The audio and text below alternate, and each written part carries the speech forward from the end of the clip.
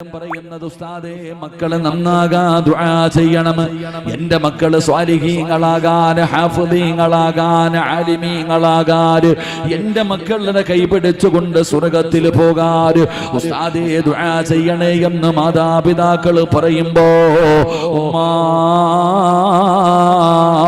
സ്വാലിഹത്തായ മക്കളെ വെറുതെ കിട്ടൂല. നിന്നെ സ്വർഗത്തിൽ കൊണ്ടുപോകുന്ന മക്കളെ വെറുതെ കിട്ടൂല. അതിനൊരുപാട് കഷ്ടപ്പാടുണ്ട്, ഒരുപാട് ത്യാഗമുണ്ട്, ഒരുപാട് പരിശ്രമമുണ്ട്. ആ പരിശ്രമത്തിലൂടെ മാത്രമേ നിന്റെ മക്കളെ നിനക്ക് കൈപിടിച്ചുകൊണ്ട് സ്വർഗത്തിലേക്ക് പോകാൻ കഴിയുന്ന മക്കളാകൂ. അല്ലാഹുവിന്റെ പരിശുദ്ധമായ ഖുർആൻ പറയുകയാ, മക്കളെന്ന് പറഞ്ഞ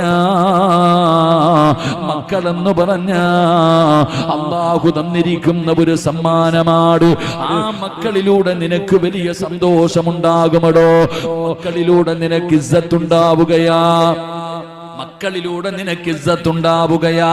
അതേ ഖുർആനിൽ അല്ലാഹു മറ്റൊരു സ്ഥലത്ത് പറയുകയാ, മക്കള് നിനക്ക് ഫിത്നയാണ്, മക്കള് നിനക്ക് നാശമാണ്.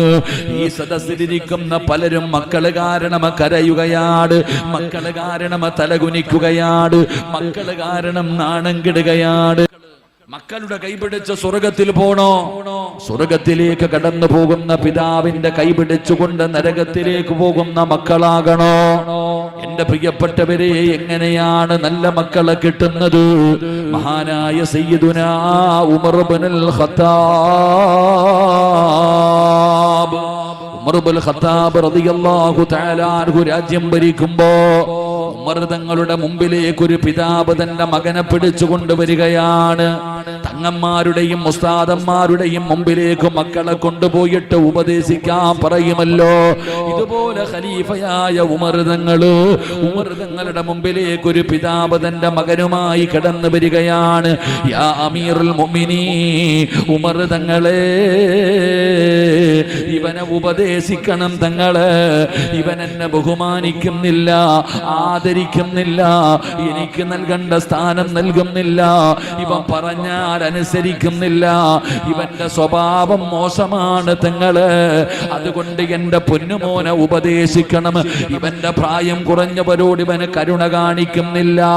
തന്റെ പൊന്നാര മകന്റെ പോരായ്മകൾ മുഴുവനും ഖലീഫയായ ഉമർ തങ്ങളോട് പിതാവ് പറഞ്ഞു കൊടുക്കുകയാണ്. എന്നിട്ട് പറയുകയാ, ഇവനെ ഉപദേശിച്ച് നന്നാക്കണം. ഉമർ തങ്ങളുടെ മുമ്പിലേക്ക് തന്റെ പൊന്നാര മകന്റെ കൈ പിടിച്ചുകൊണ്ട് പിതാവ് ചെന്നിട്ട് പരാതി പറയുമ്പോ ഉമർ തങ്ങൾ അവനെ അടുത്തേക്ക് ചേർത്ത് പിടിക്കുകയാണ്. മോനെ, നീ നിന്റെ മാതാപിതാക്കളെ ആദരിക്കണം, നീ അവരെ ബഹുമാനിക്കണം, അവരുടെ പൊരുത്തം നിനക്ക് വേണം. അവരുടെ കാൽച്ചുവട്ടിലാണ് സ്വർഗം കിടക്കുന്നത്. അവരുടെ പൊരുത്തമില്ലെങ്കിൽ നിനക്ക് രക്ഷപ്പെടാൻ കഴിയില്ല. ഉമ്മാനെ കുറിച്ച്, ഉപ്പാനെ കുറിച്ച്, മാതാപിതാക്കളോട് മക്കൾക്കുള്ള കടമകളെ കുറിച്ച് ഉമർ തങ്ങൾ പറഞ്ഞു കൊടുക്കുകയാ. മോനെ, നീ അവരുടെ മുന്നിലൂടെ നടക്കരുത്, അവരുടെ മുമ്പിൽ ഇരിക്കരുത്, അവരോട് കയർത്ത് സംസാരിക്കരുത്. ഉമർ തങ്ങളെല്ലാം പറഞ്ഞു കൊടുക്കുകയാണ്. ആ ചെറിയ മകൻ നിന്ന് സമാധാനത്തോടെ സമയോടുകൂടി നിന്ന് കേൾക്കുകയാണ്. ഉമർ തങ്ങൾ പറഞ്ഞത് മുഴുവനും കേട്ടു. എല്ലാം കേട്ട് കഴിഞ്ഞപ്പോ വാപ്പയ്ക്ക് വലിയ സന്തോഷമായി. അല്ലാഹുവേ,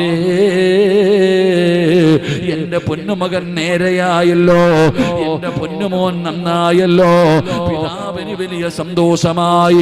അവസാനം ഉമർ തങ്ങളുടെ മുമ്പിൽ നിന്ന് ആ മകന്റെ കൈ പിടിച്ചുകൊണ്ട് തിരിച്ച് ഇറങ്ങി പോകാൻ നോക്കുമ്പോ, അവിടുന്ന് തിരിച്ചിറങ്ങി പോകാൻ നോക്കുമ്പോ ഈ പൊന്നുമകൻ ഉമർ തങ്ങളോട് ചോദിക്കുകയാണ്, ഉമർ തങ്ങളെ,